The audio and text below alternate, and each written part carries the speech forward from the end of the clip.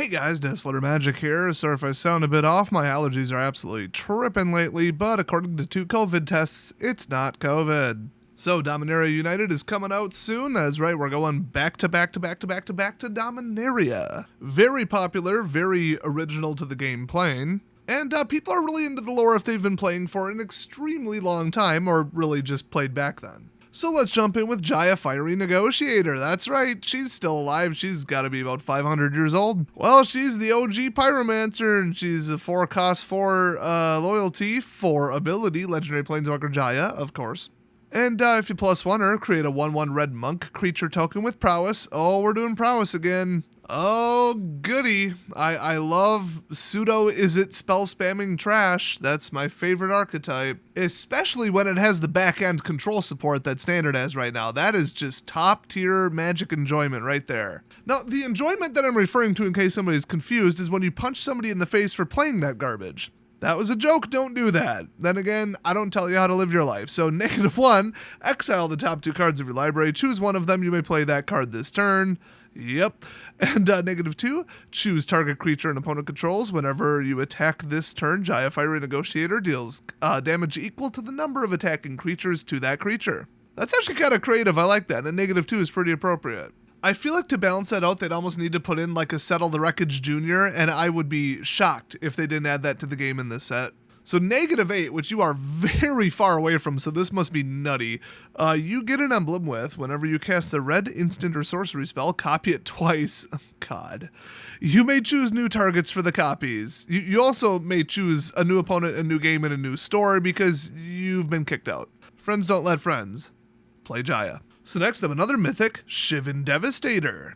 It's like Shivan Potator, but a little bit more powerful. And not nearly as delicious with sour cream and chives. So it's 1 red +X, creature Dragon Hydra. I already hate everything about this. Flying Haste, I hate it. Shivan Devastator enters the battlefield with X/1/1 counters on it. Thanks, I hate it. It's pretty basic, but this is obviously a green creature, but with flying and haste. So a green, traditional, just basic Hydra, but with flying and haste and in red. I'm not saying red can't do this in the color pie, I'm just saying they shouldn't have done this. Next up, Temporal Firestorm.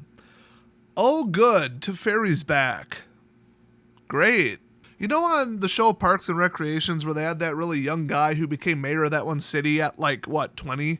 And then he tried to do some kind of ice thing or like build some big tourist thing and it was a giant flop and everybody hated him and he's basically not even welcome back in the city. I say that because Teferi made a continent disappear for like 200 years. He's also one of the most hated characters and card archetypes in the game. So like outside the lore people hate him, inside the lore people hate him, and I just hope he drops dead in this set. So this is a rare red sorcery, 5 cost double red, the rest is generic, but kicker, 1 generic and 1 white, and or 1 generic and 1 blue. So it's 2 color multi-kicker, but not hybrid. Great. So choose up to X creatures and or planeswalkers you control, where X is the number of times this spell was kicked. Those permanents phase out. Great. And Temporal Firestorm deals 5 damage to each creature and planeswalker. So a couple of your things phase out, you nuke everything, and then they come back at the end of turn. Or beginning of the next turn, or whatever. It's clever, you don't save anything unless you pay bare minimum 7, and it has to be off color. I don't think that's the most playable thing in the world, but the fact that this is a rare, and it's a Story Spotlight card, and it's like a power board wipe, I feel like they're going to do something with treasures, or even worse, that'll get you to be able to ramp up to this level of mana quickly and easily, because they've been doing more of that, and my theory behind it is they just want arena games to get over faster. They took some survey from the biggest spenders and dumb kids and people who don't even know Magic and mobile players, and they all just said, I don't want 20-minute matches, I want 5-minute matches. So they ramped up the power level, made the game out of control with triggers and crap, and then actually slowed the game down because they're all life gain triggers involving scrying and dropping counters. So, oops. But still, like, I get it, but go do that to arena. Leave the rest of us alone. They tried it with Historic, with the anthologies. Remember, they jumped the power level through the roof with the first 2 or 3 anthologies, and then nobody played it, so they tried shoving it down our throats by making Standard far more powerful, and nobody played it. Then they tried even higher powered Alchemy, which they could micromanage quicker, and nobody played it.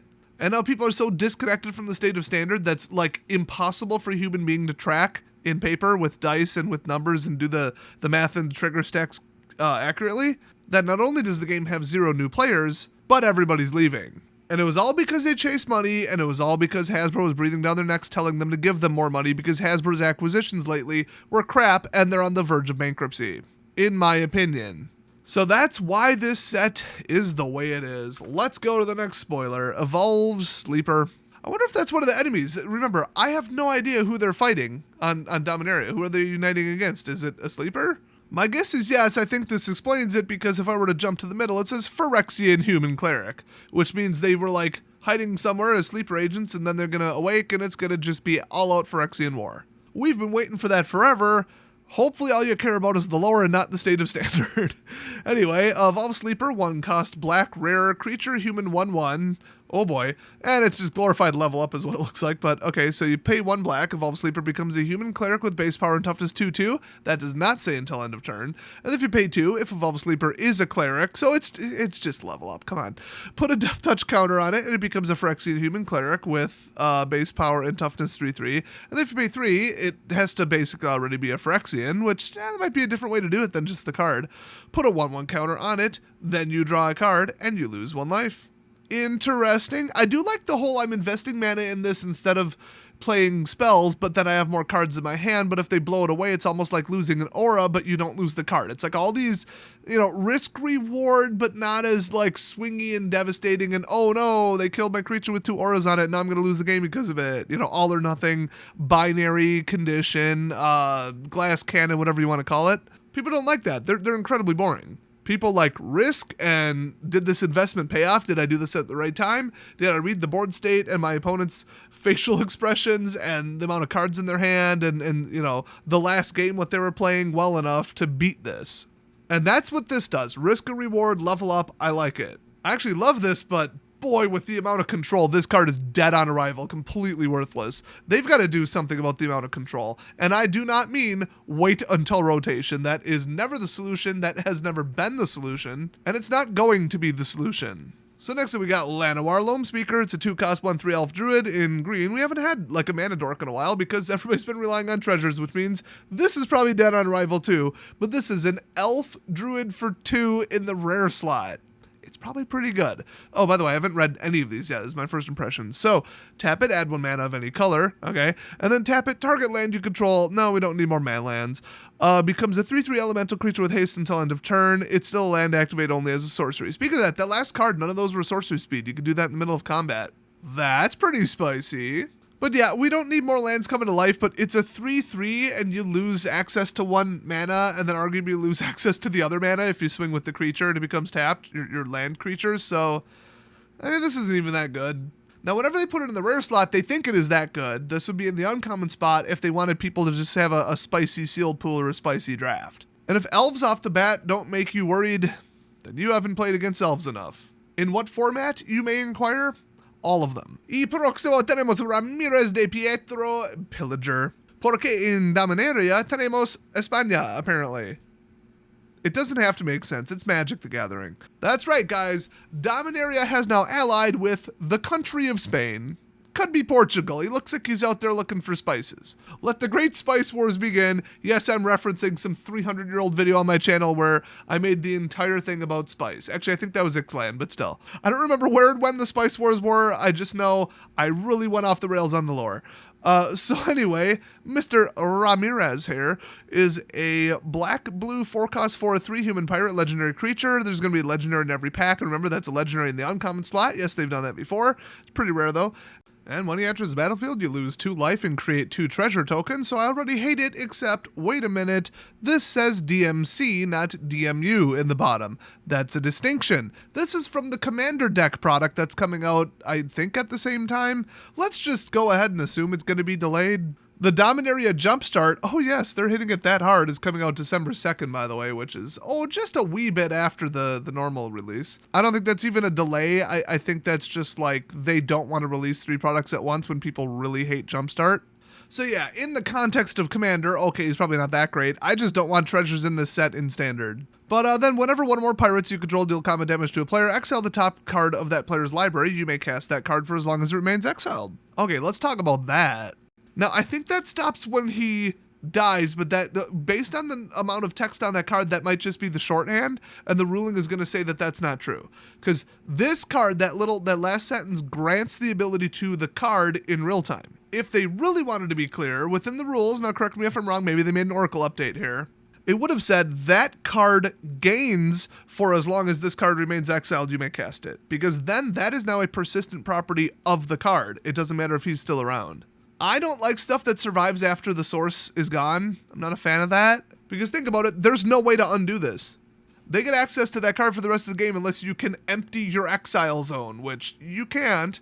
Jasmine Boreal of the 7. It's a 3-cost green-white, 2/4 legendary creature human druid. Thank God not an enchantment. I don't need another one of those in my life. In the standard meta. You tap her, add 1 of each mana. Cool. Or, well, 1 of each mana color that she is. 1 green, 1 white. Spend this mana only to cast creature spells with no abilities. Oh, the vanilla-powered Vanillathon. They did that a long time ago. In fact, it might have been Dominaria. So creatures you control with no abilities can't be blocked by creatures with abilities. I've said it before and I'll say it again. Thanks, I hate it. We have enough unblockable in the game. It's not in these colors, but we have enough unblockable in the game. The end, period. Although this is the commander set, and really I'm more annoyed by the unblockables in standard, but there's way more unblockables in Eternal, so I don't know. It's commander, just police it yourself. So next up, Torwauki the Younger. Is Kamigawa showing up? What? You know what? At this point, why shouldn't Dominaria have a Japan? Sure. So 5 cost 3/3 human archer, legendary creature, uncommon, reach lifelink, nice. We need more of that. Although he's 3/3 for 5 is unplayable. If another source you control would deal non-combat damage to a player or a permanent player, it deals damage +1 to that player or permanent player instead. Okay, that's kind of neat. Whenever you cast an instant or sorcery spell, Torwauki the Younger deals 2 damage to any target.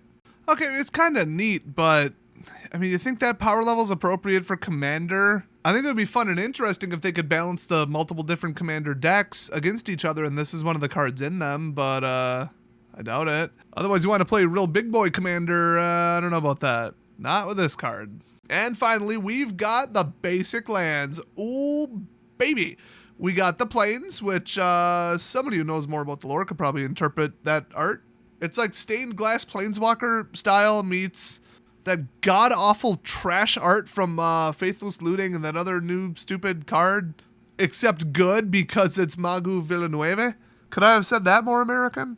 Magua Villanueve. Lo siento si es además no accurate.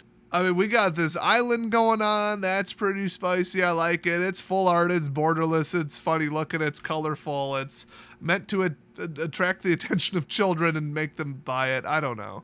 Next up, we got the Swamp. Gotta have a Swamp. Just once I'd love to see him double down. Instead of making black purple, just make it black. I don't care if you can see the card or not. Just embrace it. You said black, not purple. We're doing black. Next up, the Mountain. Oh, that's actually really cool. I could see people buying that. That's pretty good. That's probably my favorite. And then we got the Forest. And since they've been just selling secret lairs full of nothing but cool looking, arguably, basic lands and making money off of it, I have a sneaking suspicion that these will only be in the collector's boosters. And I have a virtually confirmed suspicion that they won't be in the fat packs, which are now called bundles, according to literally nobody except WotC. And finally, the crazy wildcard spoiler, it's Boogie Bomb. Okay, this is one of the secret cards from Fortnite, the secret lair. It's Pyrite Spell Bomb. That's not particularly valuable. And then we got the Spire too. I don't know if you get both or either. I don't know. It is a command tower, and that'll be like $3-4. Not a fantastic bonus. So I just threw them in at the end, but yeah, I think Dominaria is going to get pretty wild. Like I said, I have zero interest in playing Standard Constructed. I'm still doing pretty good with my couple decks that win, but nothing really stands out too much right now except the most obnoxious Control-a-thon, just win on turn 20, Planeswalker manland trash. Or like black attrition plus 1 or 2 colors. I'm just sick of all that crap. They just need to do something about control. My solution, which tell me this wouldn't solve it, is retroactively classify every card in the game or just start from standard because who cares? It would only apply to standard. So, I mean, that's less work. Mark a card with a little symbol as either control or not control. So in other words, just leave the rest alone and just mark control cards as control. You wouldn't actually have to mark not control. And then 16 per deck. Hard limit. Done. Problem solved. No more knockdown, drag out, I win with one card, duck and cover, Planeswalker-a-thon, Super Friends, Manlands, board wipe-a-thon, arena uninstalling nightmares. Okay, no more games like that. No more decks like that. Hopefully no more players like that. If that's you, stop it. Get help. Well, now after these spoilers, I'm going to go continue to feel like crap for 2 different reasons. I'll see you guys next time.